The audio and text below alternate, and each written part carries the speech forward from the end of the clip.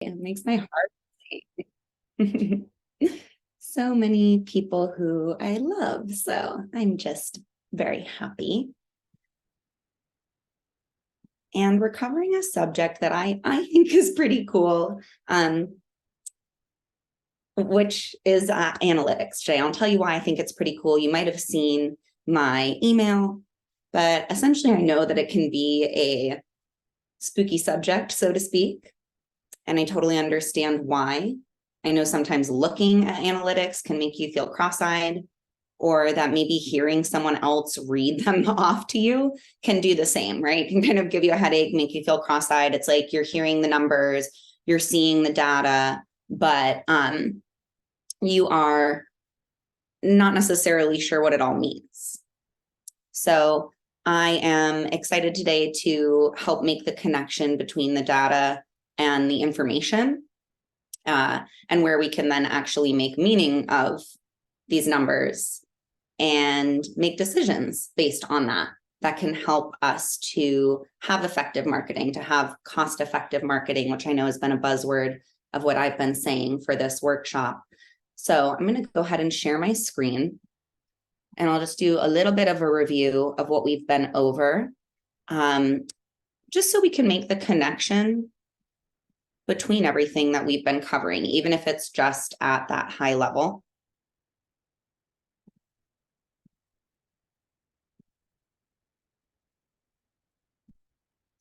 Okay.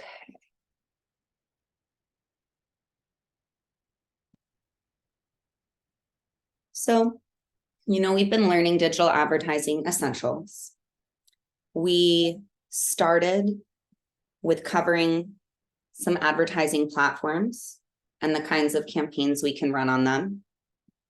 And we honed in specifically on Google Ads and on Meta. And then last week, we talked about targeted advertising. So we first learned about platforms, the campaigns we can run on them. Then we learned a little bit about how we get our ads in front of our dream clients, as I like to call them, in front of the right people, at the right place, at the right time.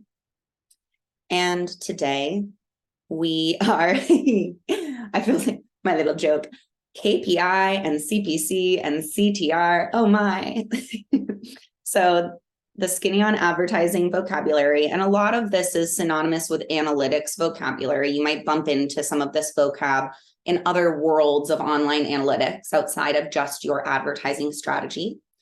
But I'm here to give you the skinny on the advertising vocabulary so that you can keep cool when you're having a bunch of acronyms riddled off at you, and you can feel confident to stay in the driver's seat of your advertising.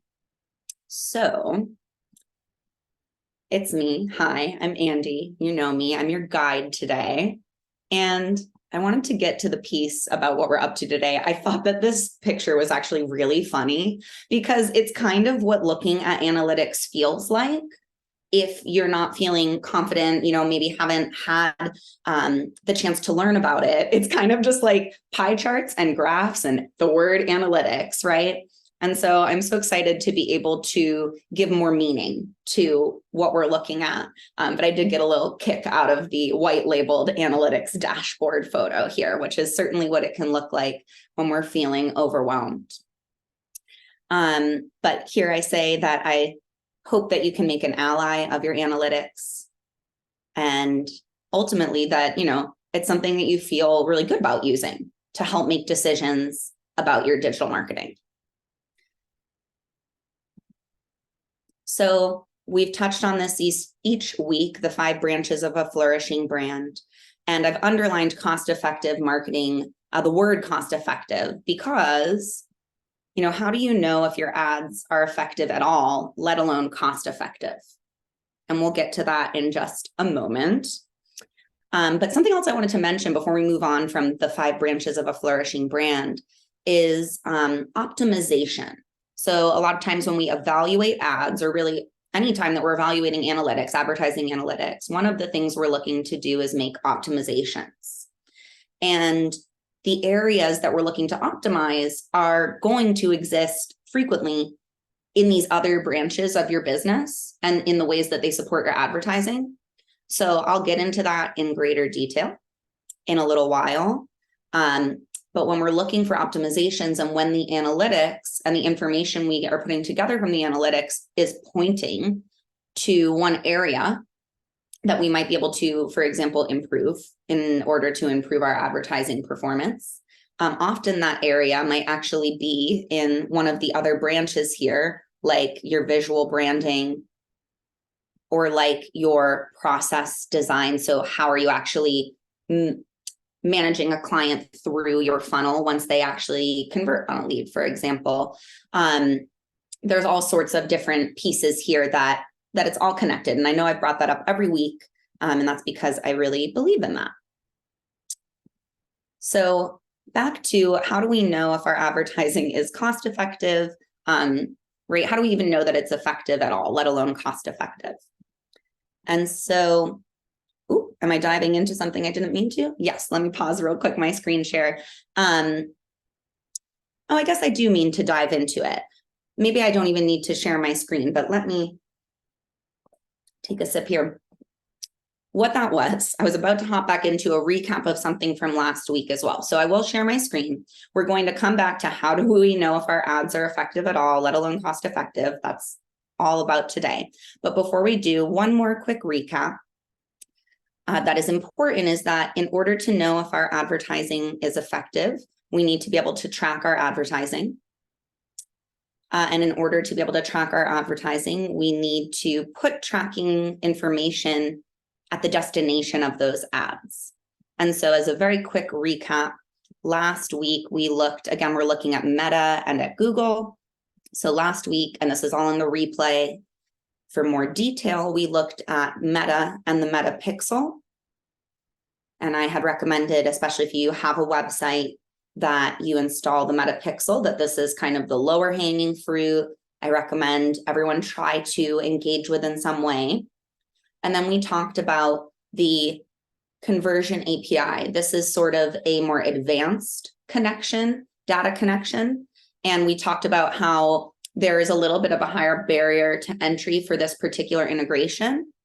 So even though it seems obvious that you should have it, you actually have a few pieces to look at. And I'll just point out that the first thing you want to see is if you have a commerce platform that you're using that Meta already integrates with.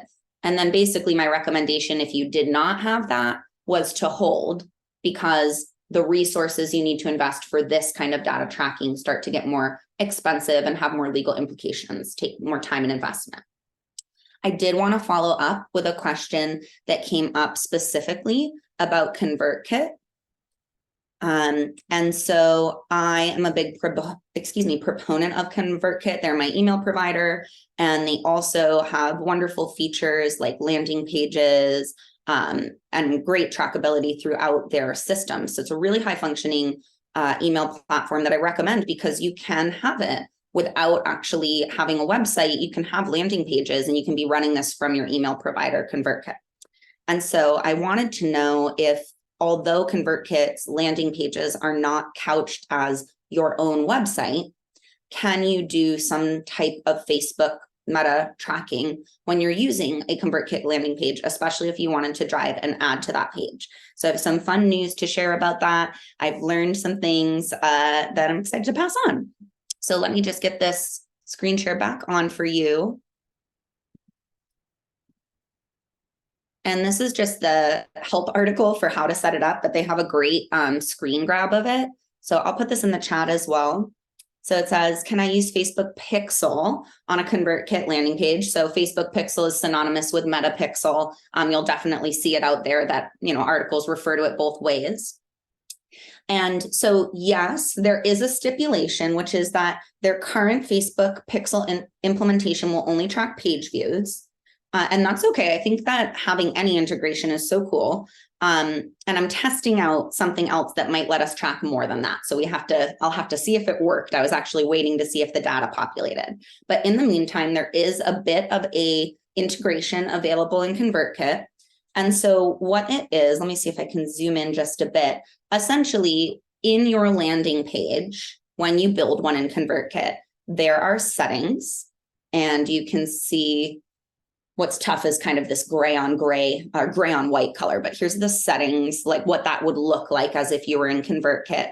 And when you open that up, there's this advanced SEO and analytics, underneath advanced SEO and analytics section.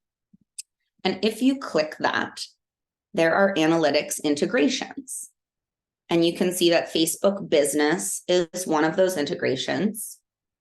And when you scroll, when you open it, it will pop over, and I'll scroll here so you can see, and we'll ask you just to put in your Facebook Pixel ID, which we went into a little more depth about how to create one of those. There's also great tutorials just directly from Meta, Meta themselves, excuse me, if you need any help on actually creating a pixel, but you can actually integrate it right on the landing page that you created. And I did want to go over it really quick. I know this is specific, but Kala, you've been here for all the calls, and I know this is a tool that you use. I really want to make sure to address your question. And I just thought it was really cool. It's also not obvious. Like, I went straight to the settings to try to find this. I thought it would be in my account settings, which is frequently where you can connect to pieces of software.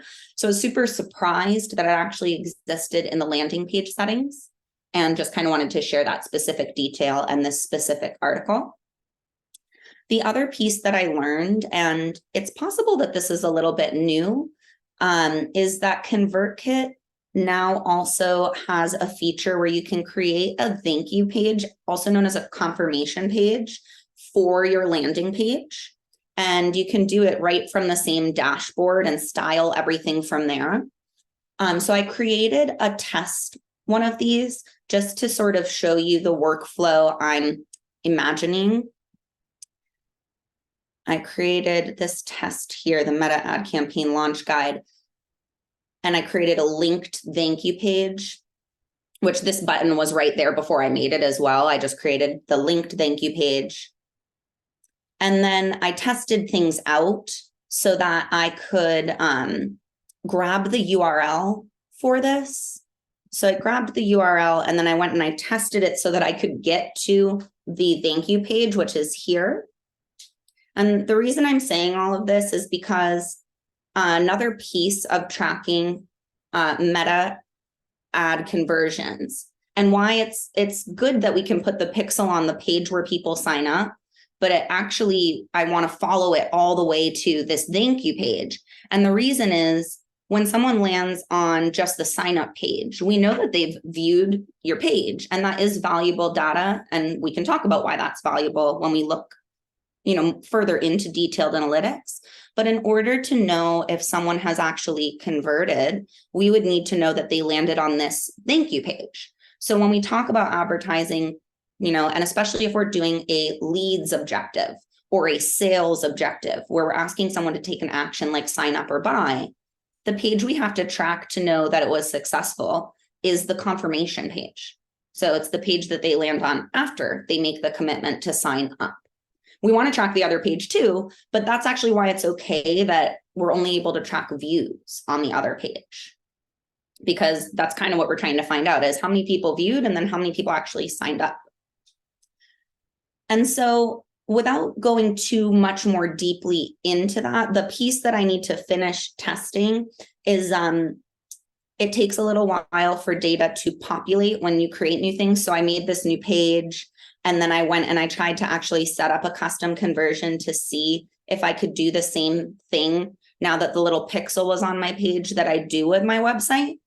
And that's the part that the data just hasn't had enough time to populate.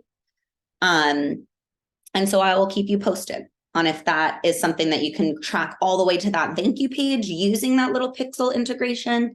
I was able to use the setup tool that lets you put the conversion tracking on, but I wasn't able to get a positive read on the conversion by testing it.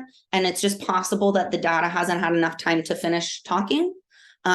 Or it's possible that I'm kind of trying to put the tools together in a way that they weren't designed. So I will keep you posted once I get my answer on if that populates. But I was really uplifted by the fact that they have an integration. That usually means, there's an open conversation or door open for them to make it more robust. And So it was just a great entry point to start to explore how we can have these two systems be connected. Because as I mentioned, I do think ConvertKit is a great tool.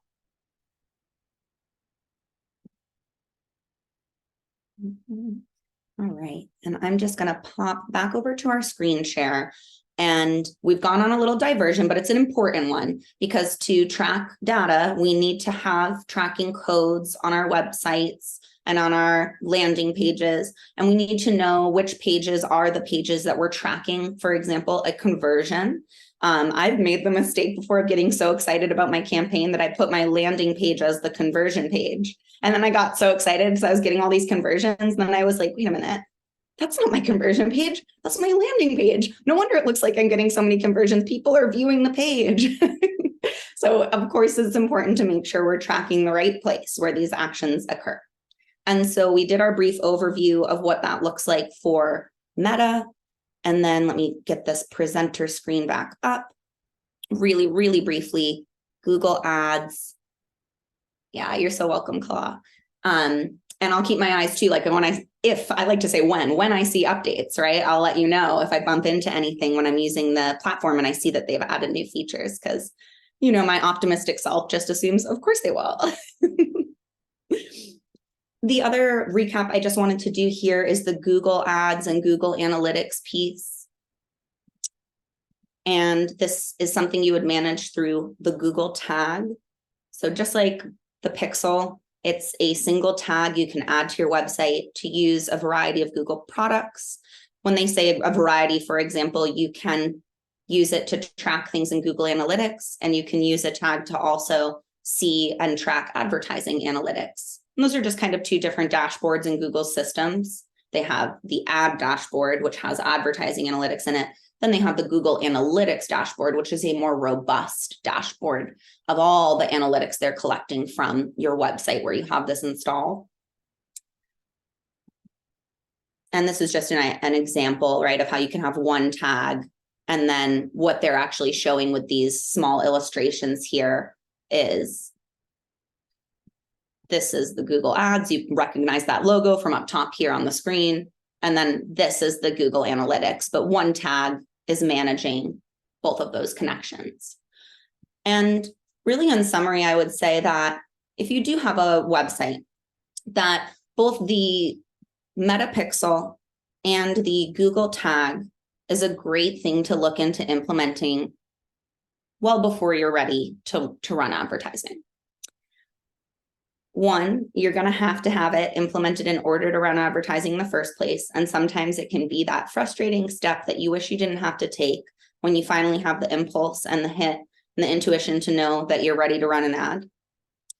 And two, because there is value of data being shared between the platform you intend to use for advertising and your website. So for example, right now I have a Google tag on my website, but I'm not running any ads.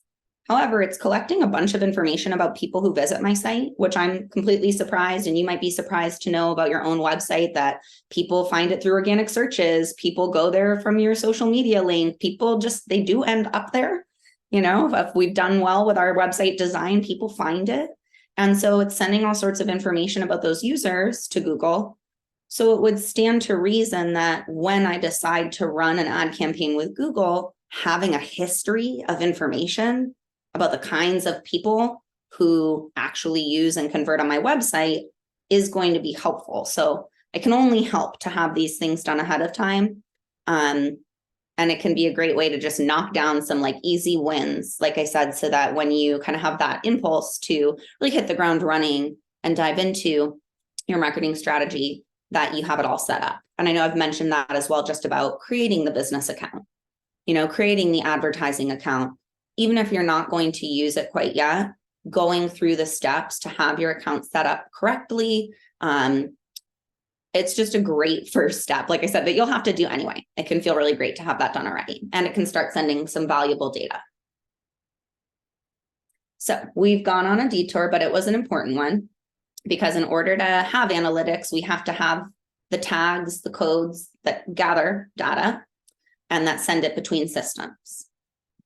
So again, I love that there's a typo in this slide I keep bringing up. I think there is. How do you know if your ads are effective at all, let alone cost effective. So advertising analytics, what are analytics? You know, I love a good definition. This is just a definition from like the dictionary. Analytics is the systematic computational analysis of data or statistics. Kind of boring. And I like to point that out because data on its own doesn't actually really mean anything. And I have this quote from a gentleman named Byron Galbraith.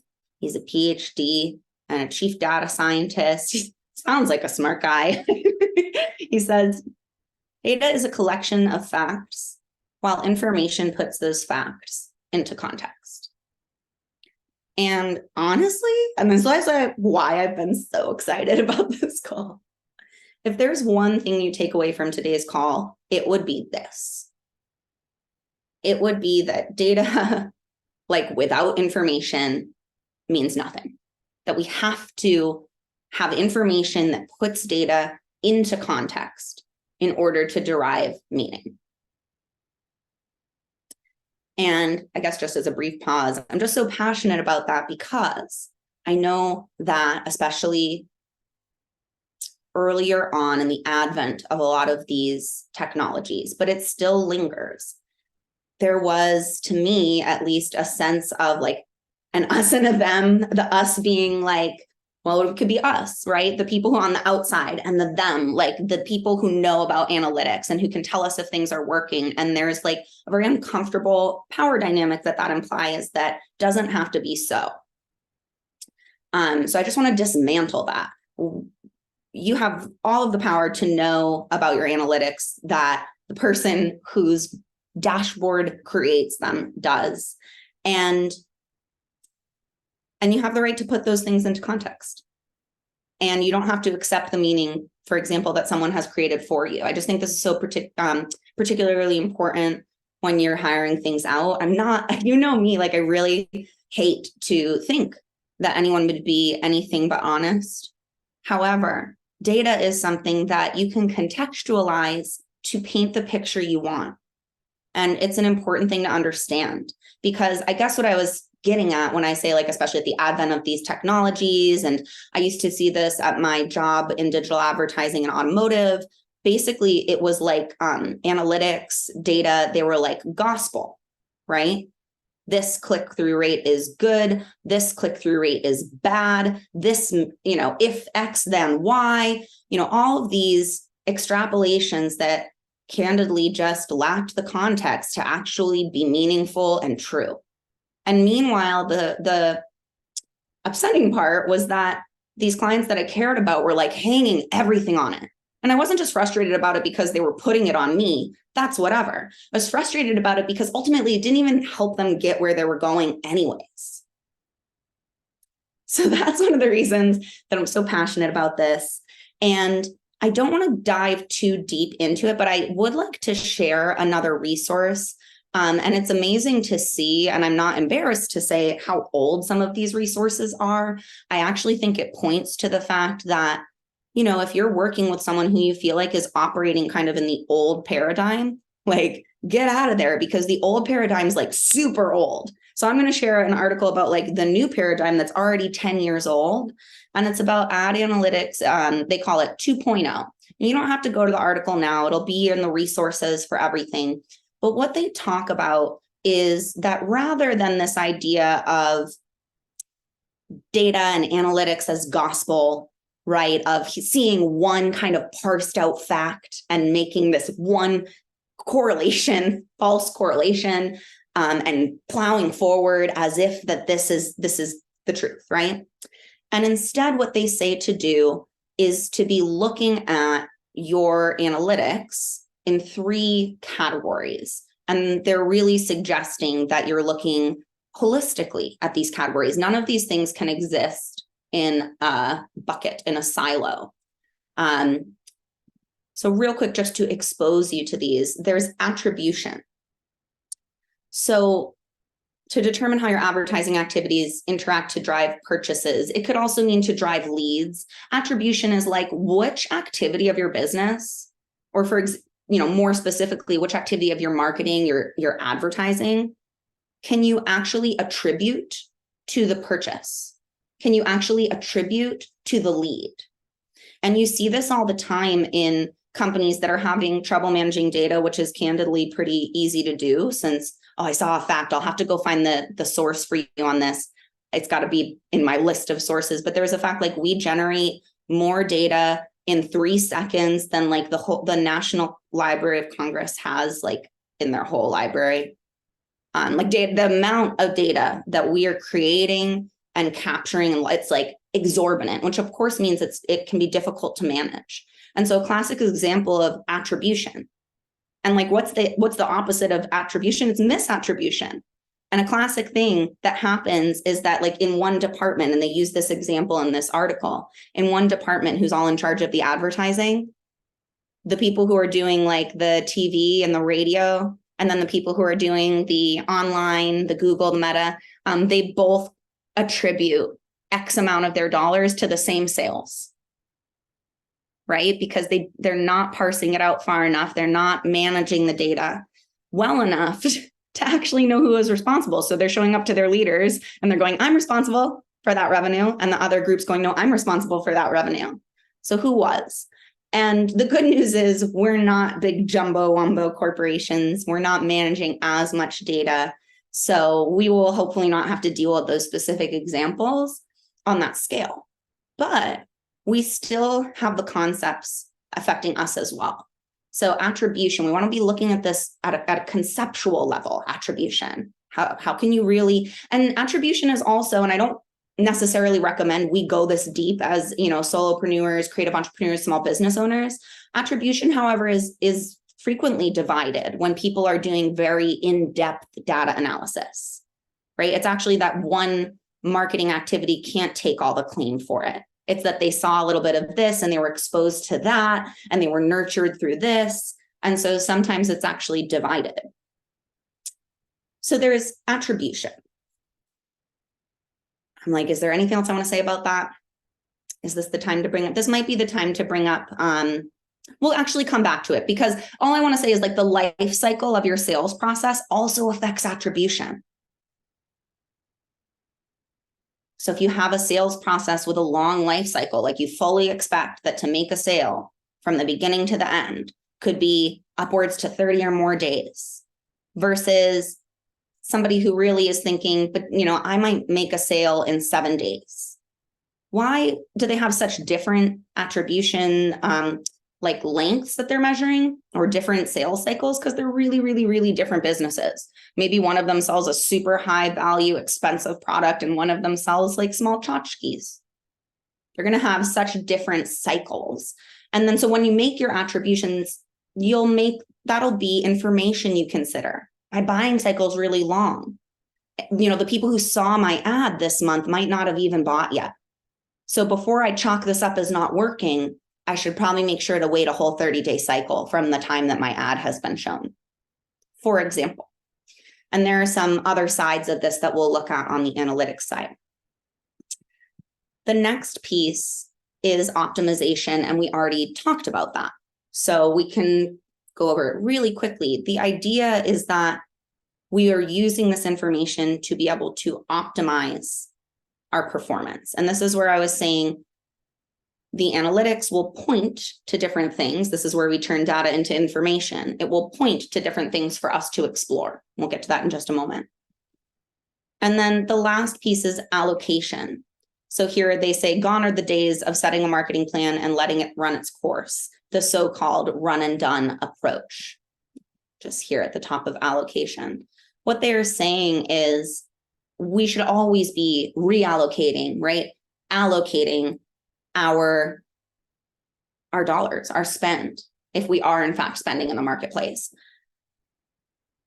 And the reason they're saying gone are the days of the set it and let it run. And what I kind of want to do is just be like, okay, but setting it and letting it run sounds really great. I have that sentence. It made me feel dismayed. The good news is that, and we've been talking a lot about AI. AI makes it so that you can be changing your allocations frequently, and you can be very adaptable in how you allocate your budget based on your analytics. with little manual effort. So for example, Facebook has a dashboard that makes recommendations, Meta, that makes recommendations for you to update your ad campaigns to allocate your budget more effectively. And if you want, you could even set that to just automatically apply those things.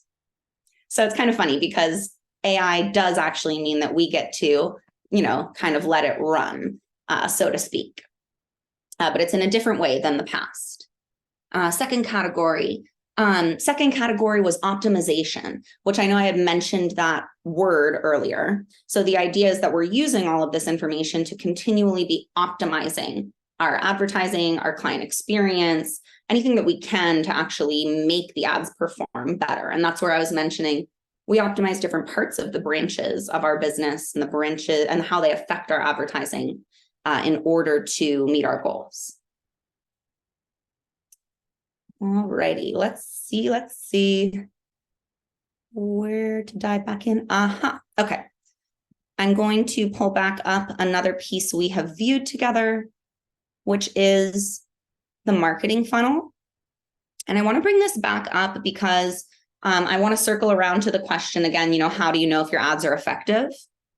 And in order to know if your ads are effective, we have to have context so that we can make meaning out of this data that we have, make it into information. And so I just want to bring this marketing funnel back up one more time, because to know if your ad is effective, in large part will be to know what your goals are. And to know what your goals are, you are often referencing your funnel. So am I targeting awareness?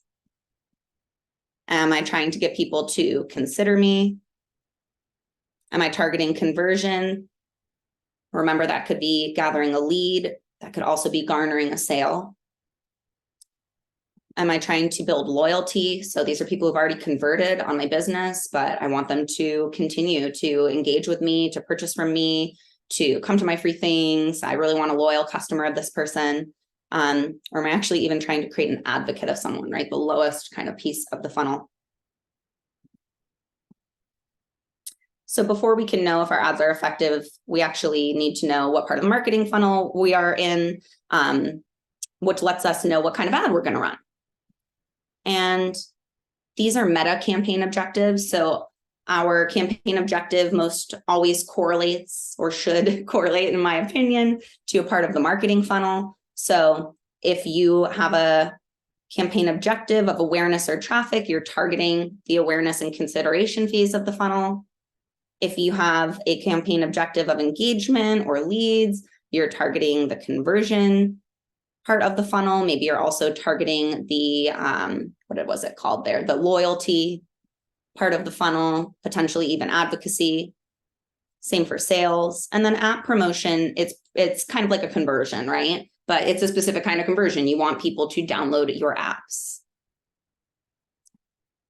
Got it. Glad you made it back in, Kala. We're just talking about how the campaign objectives right now, we're looking at meta.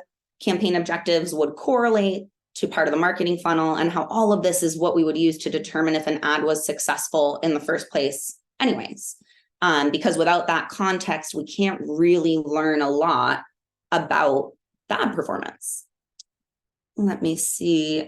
We'll just use for now the meta campaign objectives as an example. Conceptually, it's the same. If you're looking at a Google campaign, you need to know what was your objective for the campaign, what was your goal, so what kind of campaign are you running? And then once you actually have that context, you'll be able to make sense of the data. So just like a handful of acronyms and definitions for you, there's so many of them. And I was actually, me, exploring and learning about advertising analytics and analytics website, web analytics as a whole. And something that I learned is that there is not necessarily a global like regulatory or just even agreements. So you'll see terms used that are They're just used so frequently throughout the world, but they're not necessarily agreed upon. And that's why you'll also see different words used to mean the same thing occasionally. You'll see those variations. There's just not necessarily an agreement at a global level as to the vocabulary. However, that being said, there's a lot of just cultural agreements. So even though there's not an organization saying like it must be this way, you see like mostly a correlation with like some outliers here or there, some synonyms here or there, stuff like that. I definitely wanted to, I didn't get one of them on here, but I wanted to do all of the acronyms that are in the title of our presentation today. So let me really quickly make sure that every single one of them is on there. And then just a couple other really common ones. And then we'll talk about the correlation, right? Of, okay, so then which one of these data points would I look at if I were in fact running a awareness campaign? Which one of these, data points would I look at if I were in fact running a leads campaign, for example? So let me get my screen up for you.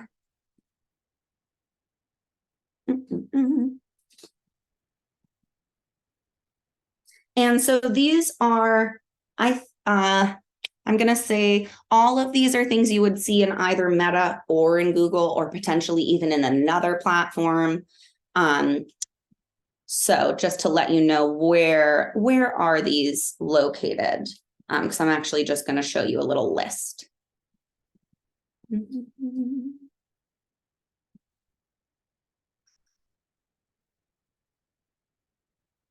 Sorry, I keep clicking the wrong thing. Here we go. Okay. So I wanted to start with KPI, I guess, again, because I love to like give you like the secret insider info of the, analytics space. And I think KPI is totally the thing that all the advertisers and all the digital marketing people say to just sound, it's the lingo to just say like analytics. Okay. So they're key performance indicators. That's what a KPI is. And it's like a super big swing, like lingo thing. And now if anyone says it to you, you can be like, great. Yeah, let's view the KPIs. Then CTR is click-through rate. And I did a kind of like a math equation. We haven't gone over reach yet, but it's like a math equation. It's the number of clicks over the reach in this example. So we'll get there in just one sec. CPC. This one's a weird one. Probably not. There's probably like M means 1,000 in some way that I can't remember right now, but CPM actually stands for cost per 1,000 impressions. CPC, oops, see, now I didn't update the whole thing. CPC, let's update it. CPC is cost per click. And something I wanted to say about these is that some of these are ways that advertising is billed to you. So CPM, cost per 1,000 impressions, that's one of the ways that advertising can be billed to you. And CPC, cost per click, is also one of the ways that advertising can be billed to you. So it makes sense that they would track those things because it's actually some of the ways that they are determining what they're going to charge you for these ads to be seen. So sometimes they're charging you to just be seen is when it's charged. Sometimes it's actually only charged on the click. There we go. Now it says the right things. So KPI, CTR, CPM, CPC, as you can see, it's a world of acronyms. You don't have to memorize them. Most of the time it's written there, or there's a hover over feature that tells you what it means. Like I said, the good news is that a lot of these are across industries. Gosh, I still have a typo. Wow. Impressions. Anytime an ad is seen. Unique impressions is synonymous with what Meta calls reach. Anytime an ad is seen by a unique individual. And then frequency would explain why those numbers are different. The average number of times a unique individual sees your ad. So for example, if impressions are 1,200, but unique impression reach is 1,000, it means 1,000 individual people saw your ad. And between those 1,000 people, the ad was seen 1,200 times. And then the frequency, I'm not that good at math, but there would be a derivative number of that would say each person saw the ad 1.2 times to come to an average of, or the average is 1.2 to come to a total of, 1,200 views off of these 1,000 unique impressions. Let's see. Well, let's talk about now the correlation between where would you actually try to look or gauge performance based on these major KPIs, key performance indicators. And maybe it's nice to take a journey right now into Meta ads and just look at the way that they display these analytics. I will let you see. I will show you a campaign of mine that kind of bombed. Like, it went okay. I don't know that I told you about it or not. I wanted to throw myself in the fire. So I ran a Meta campaign and I wanted to run a leads campaign. But I don't have a very large following. I've never really run or boosted anything before. I don't have a lot of organic data to show them who's who. I've never run the audience I built before. So I just tried it out. And they were like, hey, you might not get any conversions. And I said, I don't care. I want to see what happens. And they were right. I didn't get any conversions. So we'll see that reflected in the analytics. But I did get all sorts of views and clicks and things like that. So let's go look at it in the dashboard so you can see what that looks like. And well, maybe while we're in the dashboard, we'll talk about the correlation of, where do you look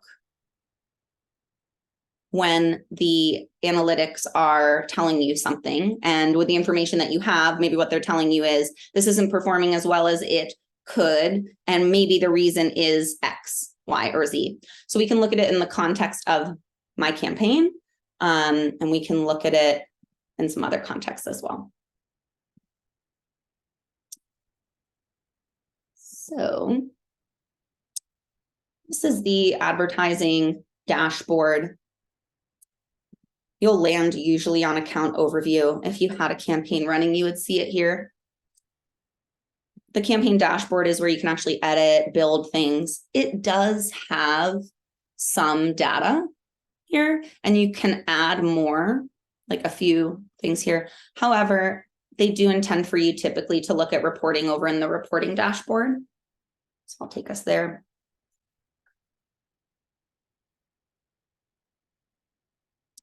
And right now, let's see if they have, I know they have some templates that they recommend. So suggested report templates, overall performance, engagement, age and gender, or you can just create a report. I frequently do that. So I will show you. Oh, this is new. I know we've been talking every week. They've been updating their platform really consistently, pretty much since like the moment I decided to teach on it. And this is new. I've never had to choose if it's a trend, a bar, or a pivot table. I'm going to just choose pivot table, which is what I'm used to it being on. So like an Excel file. What am I trying to say? A spreadsheet, a table. And on the right is so they say breakdowns. So these are more like demographic type things, as well as like actually what is the name of the campaign, things like that you want to see reporting on. So I'm just going to say that I want to firstly make sure I ran this last month, a date range that I can see. That's actually hilarious, but like probably a great thing to teach you. Analytics 101, you get to your analytics dashboard and nothing's there and you're like, ugh. Probably just isn't on the right date range. So always make sure you're set to a date range that you're actually doing something, so it will show you what you're looking for.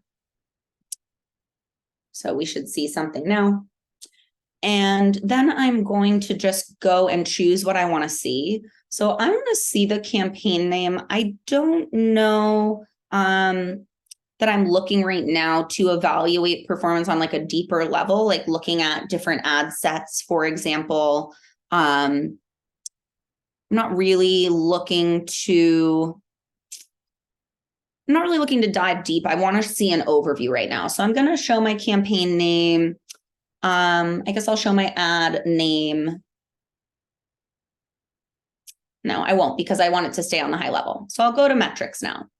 You can see that they've pre-populated some metrics that they're always kind of going to recommend. So reach, that's their unique impressions. impressions, frequency, attribution setting. I want to talk about this one in just a minute. And then you can see link clicks, click-through rate, cost per click, cost per 1,000 impressions. Let's see.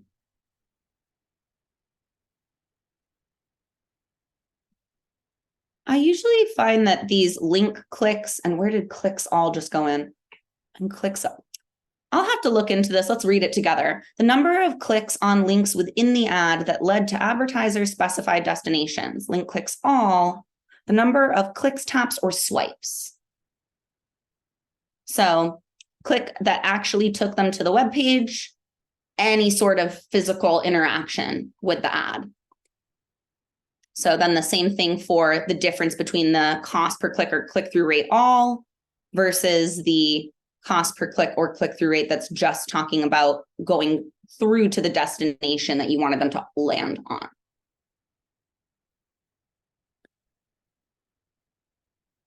So I had wanted to talk about the attribution setting. I'm not necessarily recommending that you change this. It's always going to default to a 7-day click and a 1-day view or 1-day engaged view. But what does that mean? It means that that is the duration of time that you're going to actually track a person from the time that they have clicked your ad or viewed or engaged with your ad. So if I click an ad, I have 7 days to go and convert for Facebook to track that conversion here in the results part, which is where they put conversions of the dashboard. And if I only viewed it, or maybe I engaged with it, but I did not click it, I have 1 day to make my conversion, to purchase, to put the lead in, for Facebook to actually put it in this results. If 2 days go by, they're not going to attribute it to them. So if 8 days go by after I clicked it and then I convert without clicking on the ad again, without seeing the ad again, without any other ad influence, they're not going to attribute it. So it's kind of, when we go back to attribution as a larger topic, right? Like it's kind of putting some parameters around what they can take credit for. And it's important to know what those parameters are when we work with folks, because, otherwise maybe they're just going to take credit for it all. What if their attribution settings are 150 days and all the hours? Like that would not be good. That probably wouldn't happen, right? But it's great to have this knowledge, particularly if you're thinking of working with like an agency, somebody who puts a middleman between you, middle person between you and the system. That's where you would really want to flex your new skills of like, so what's your attribution setting? AKA, so what period of time are you giving yourselves to take credit for this, to take credit for the activities that are taking place? So that's a really great one. I think that I'd like to get to where to look if something's not going as anticipated. So it's taking the data, taking the information and going, what might I change? Now, of course, there's like a lot of paths we could walk with this. Let's just start with my example of my ad campaign that didn't go so great. We'll just start here. We can see that I reached a pretty fair amount of accounts. I had, I reached over 13,000 unique individuals. I had a frequency of 1.5. I served like 20,000 impressions, all for $127, which I'm pretty happy about. But my goal was to convert. Now, mind you, I ignored a warning. So the first thing to know is I ignore Meta's warnings so you don't have to. So I was actually saying that one of the things that I do as a professional in this industry is I actually pay money to go and defy the recommendations of the platform so that I can report back to you on whether or not I think you should take their recommendations or not take them. So far, my experiments have yielded the following results. So far, my experiences have yielded to take the recommendation. So first thing I would do different, I would take the recommendation. They immediately were like, hey, we don't think this is going to convert. Here's a recommendation. Maybe you should try an awareness campaign. Now, without giving all the power away to them saying, oh, I would do that. Let's talk about why I would do that. Okay, so I wanted conversions. I'm not getting conversions. Why wouldn't I just think of changing my audience? Why wouldn't I think of doing my landing page right now? Okay, those are two things that come to mind for me. It comes to mind for me, am I targeting the right people? It comes to mind for me, is my landing page delivering the right message? Is this what the people I want to target want? So why wouldn't I actually address one of those things first? Well, the reason is because I actually don't have that much quantifiable information about who my people are and about what they want. I have some. I am not brand new in the market, but I am new to advertising. My counts are new. They're on the newer side when we look at how much I've been engaging with them, how many followers I have. So it would stand to reason that having more information about who my people are would be a great way to get me ready one day to have a conversions campaign so that I could maybe build a better audience, or so that I could change the messaging on my landing page to really speak to those people. But before I do that, what I might do is I might invest some ad dollars in building awareness, on bringing some traffic maybe to my profile, maybe to my website, and offering a free resource that really represents the work that I'm passionate about.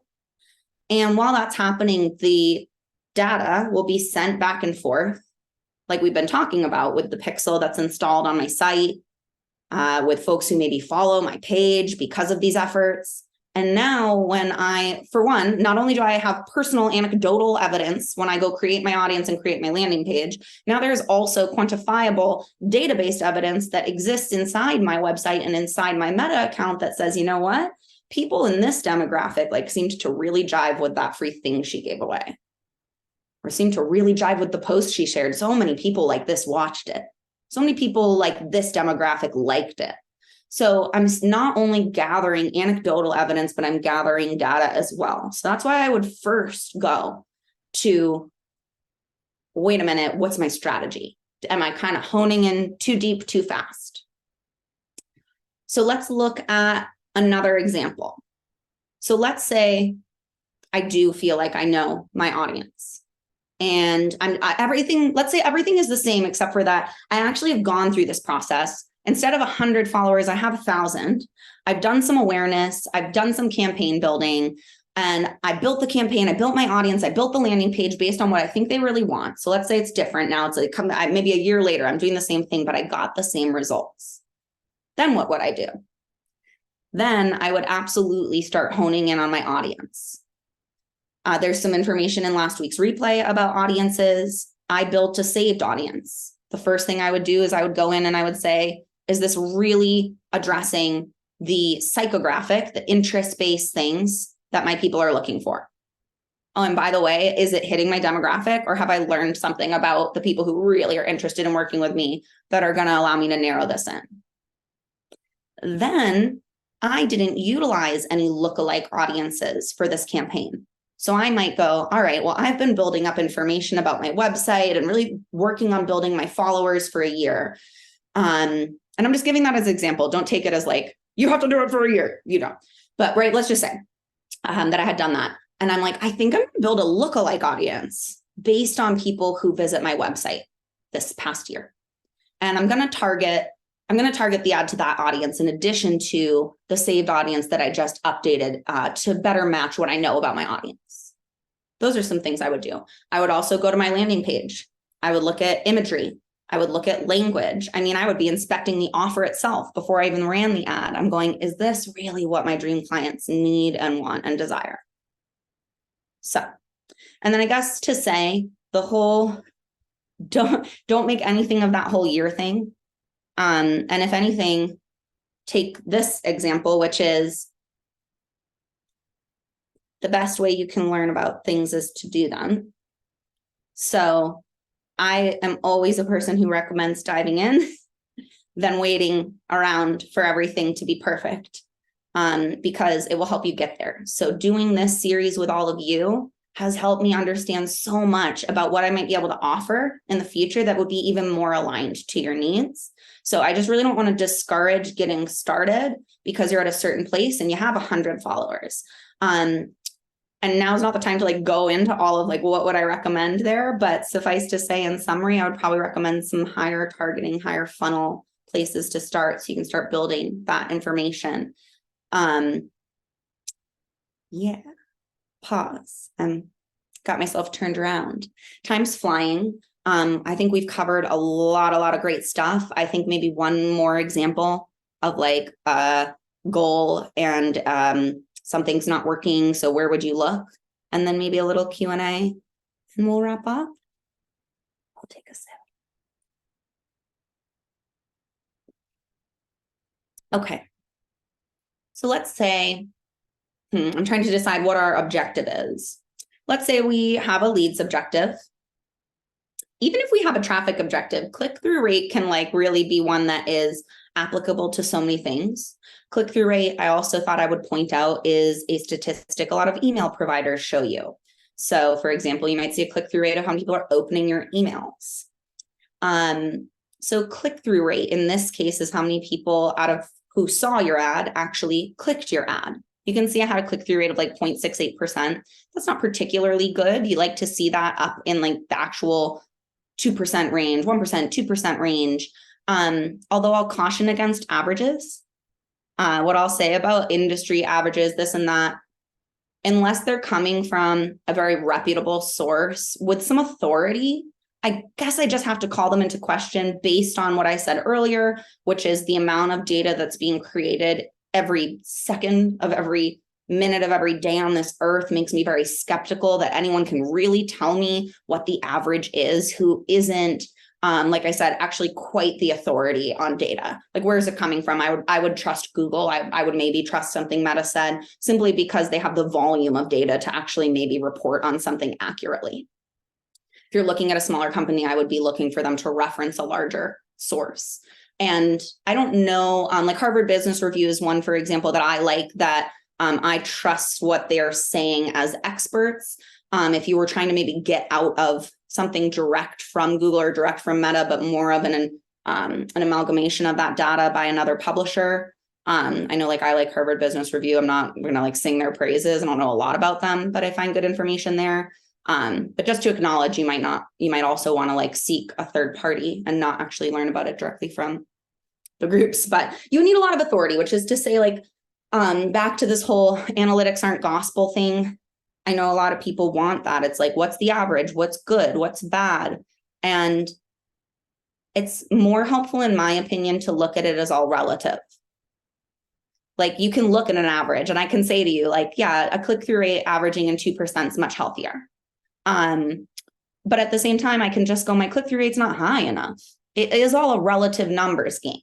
So there can be some averages, there can be things we hear out there that can even come from a source of authority. And at the same time, it's not the law, it's not the truth. It's all relative to your goals, to the amount of money you spent, to what your budget is, to, you know, what you're looking to achieve.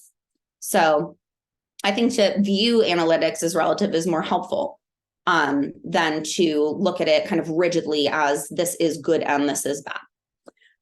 That being said, my click-through rate is low. So we want a high click-through rate. We're trying to get people to land on our page, whether it's an awareness thing or if it's a leads thing. Let's say we're really trying to get people to go to a web page. Click-through rate's huge. So it's bad. What do I do? I would evaluate my audiences, and we've already talked how to do that. But I might not do that first in this case. I might, and I would, look at my ad copy. Is it compelling? And by the way, look at it in the Creative Hub that we've viewed. Again, those are in past recordings, or if you just Google it, where's the Meta Creative Hub? It's inside your ads manager. Don't just look at your ad copy in a Google Doc and be like, yep, it's good. Look at your ad copy in the preview field for Meta ads, for example, or for Google ads, and then see if what you wrote looks compelling. What's above the fold? What can they see before they actually click read more?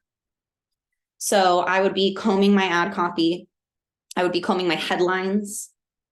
which is a part of the ad copy that shows up often bolded at the top of the ad, right? I'd be combing through all that language.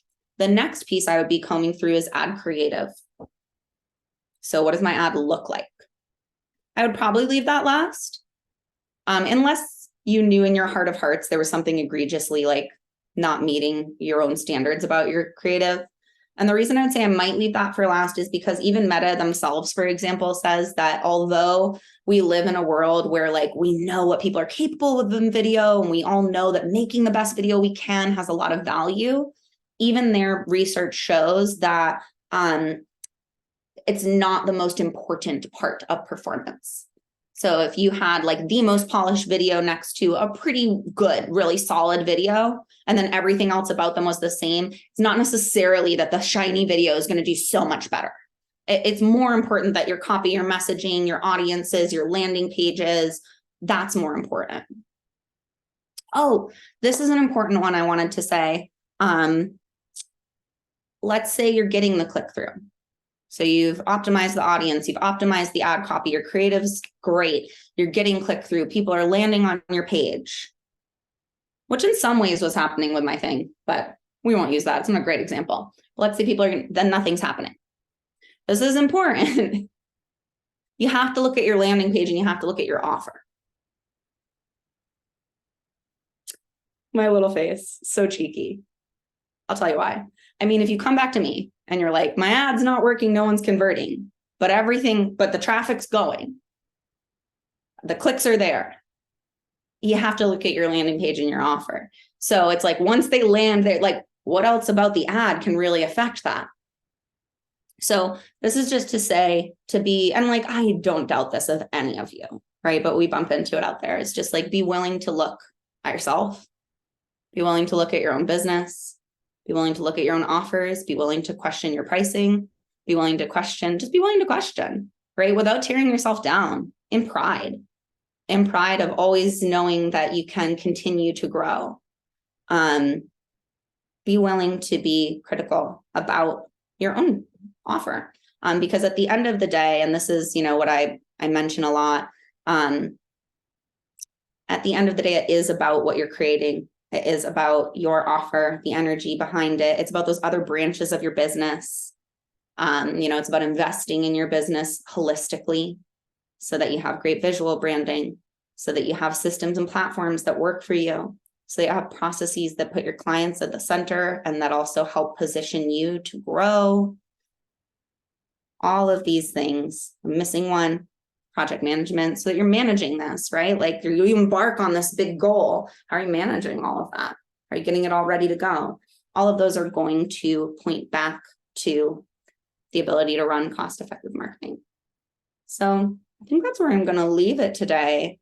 And I would love to leave some space for questions. And I guess I'll show my questions screen just because why not? And then I'll probably hide it because I'm going to want to see you. But yeah, does anybody have any questions? I do. And maybe this was covered in something that the last one that I didn't get to watch yet. So it is, I apologize. But in terms of like choosing a landing page,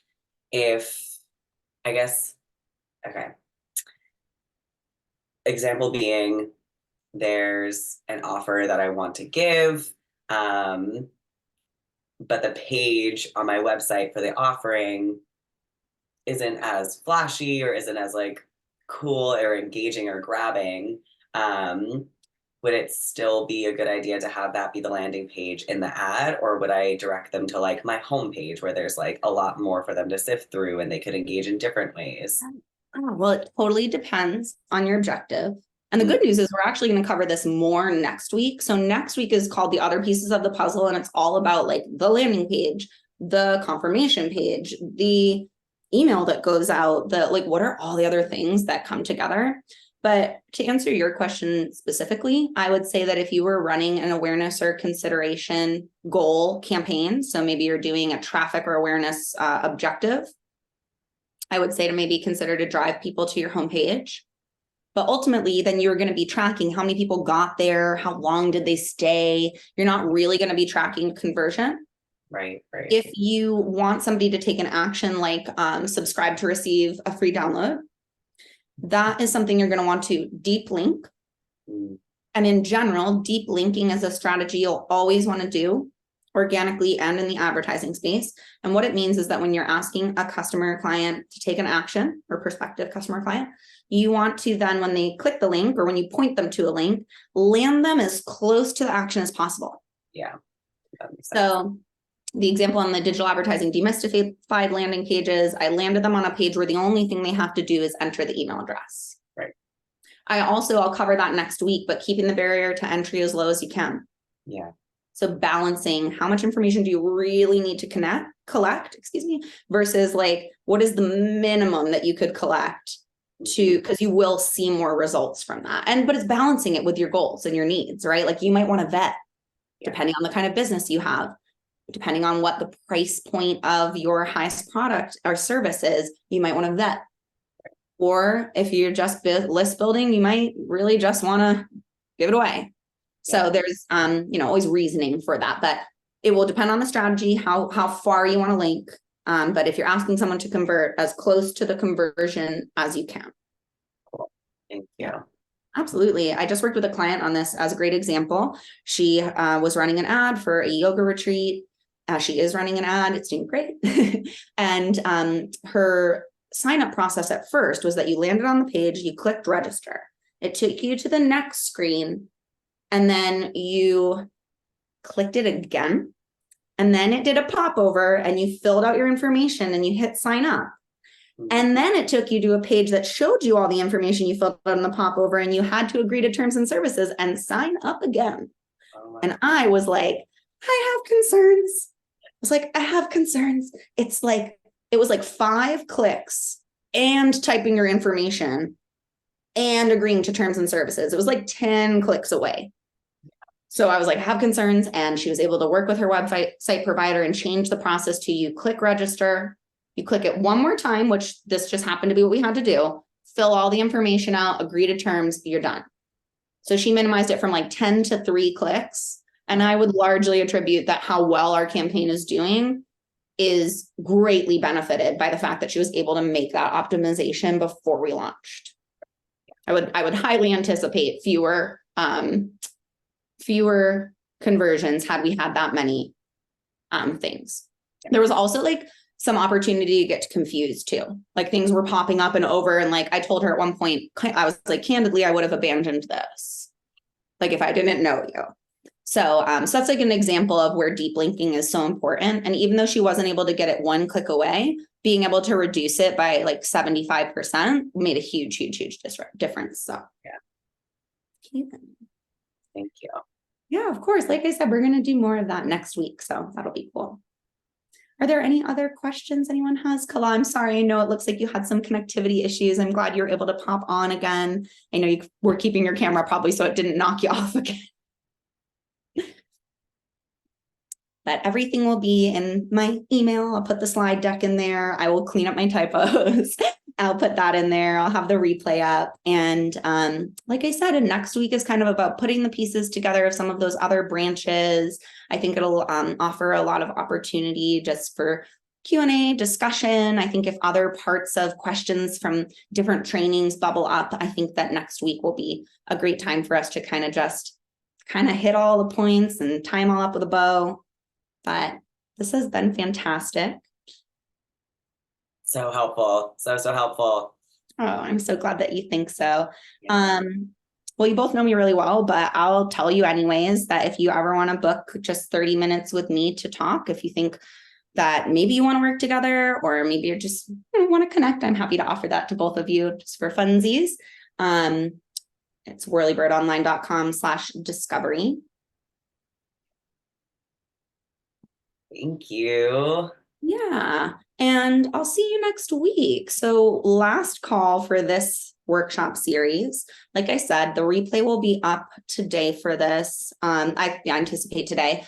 And you'll receive things in an email with the deck and other resources, chat, which had a couple article links in there. I might even just include those on the resource landing page. And then next week we'll be together 11 a.m. If you can't be there live, there'll be a recording for that too. We'll put the pieces together. Thank you both so much for being here. So What good to see your face. So good to see your face, both of your lovely faces. Oh, and Kala, I wanted to share with you that my mom just randomly, I don't know, maybe it was after you logged off last week. She was, what was her name again? Kala. She said, oh, that's such a pretty name. I thought you would like hearing that. I said, I think so too, Mom. I do like hearing that. Thank you. Yes, Of because course. you know about my journey with the name. I So do. So I felt extra inclined to share with you that my mom, who knows nothing of the journey, just thinks it's a beautiful name. oh, that's lovely. Nobody's ever said that about it before. Oh, yeah, she just I'm came sure out of people nowhere, thought kind of. it, but that's just so lovely out of the blue. Thank you. You're so welcome. Well, thank you both so much. Have a lovely day. And I'm sure we'll be connected in other ways, and we'll see you soon. Bye.